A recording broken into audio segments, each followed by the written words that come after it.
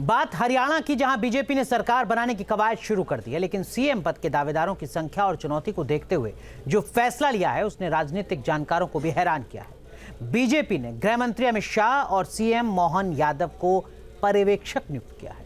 आखिर क्यों अमित शाह को बनाया गया पर्यवेक्षक, देखिए ये रिपोर्ट।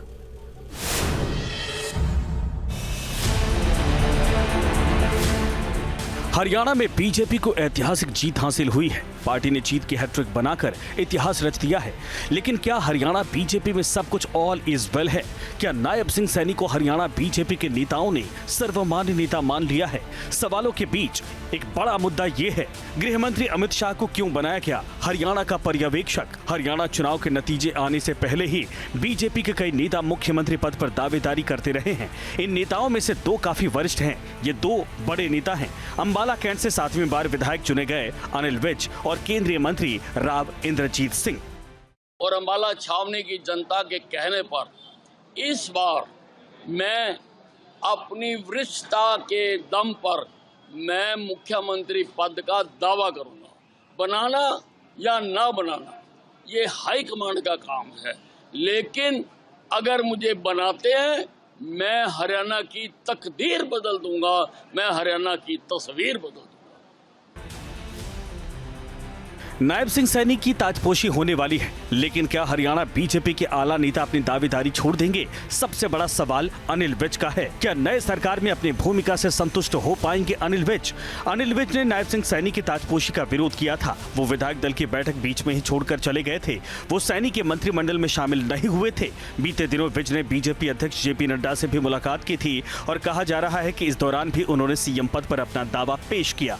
एक बार फिर सबकी निगाह उन्हीं पर टिकी है। अनिल विज के अलावा राव इंद्रजीत सिंह का दावा भी बड़ा है। राव इंद्रजीत सिंह अहिरवाल बेल्ट से आते हैं।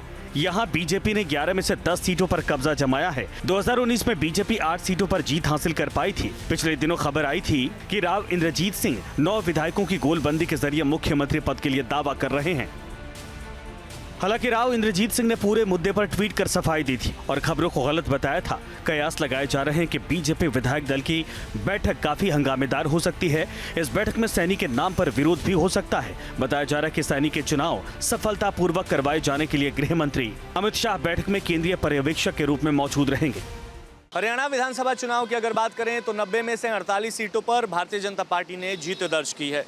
आने वाले 16 अक्टूबर को हरियाणा बीजेपी के विधायक दलों की बैठक है। ये बैठक कई लिहाज से महत्वपूर्ण मानी जा रही है। सबसे बड़ा सवाल है कि हरियाणा का अगला मुख्यमंत्री कौन होगा। तीन जो चेहरे हैं वो कहीं ना कहीं निकलकर सामने आ रहे हैं और सूत्रों की माने तो 3 बड़े नेता हरियाणा के जो हैं वो मुख्यमंत्री बनने के लिए अपना दावा कर रहे हैं। सबसे पहला नाम नायब सिंह सैनी का है, दूसरा नाम राव इंद्रजीत राय का है और तीसरा नाम अनिल विज का है। ये तीनों ही बड़े चेहरे हैं, हरियाणा के पुराने दिग्गज वरिष्ठ नेता हैं। और अब देखने वाली बात ये होगी कि आखिर मुख्यमंत्री कौन बनता है। हरियाणा में अलग अलग बीजेपी में अलग अलग गुट बटे हुए हैं और इसी बात को लेकर बीजेपी की परेशानी कहीं ना कहीं बढ़ती हुई नजर आ रही है। जानकारों का कहना है कि सरकार गठन में कोई विवाद ना हो, इसके लिए गृह मंत्री अमित शाह को पर्यवेक्षक बनाया गया है। अमित शाह के सामने मुख्यमंत्री पद के दावेदारों को संतुष्ट करने के साथ ही मंत्रिमंडल में जगह मांगते रहे नेताओं को संतुष्ट करने की बड़ी चुनौती है। Team news nation. News nation अब व्हाट्सएप पर खबरों के ताजा अपडेट के लिए न्यूज नेशन के इस QR कोड को स्कैन करें।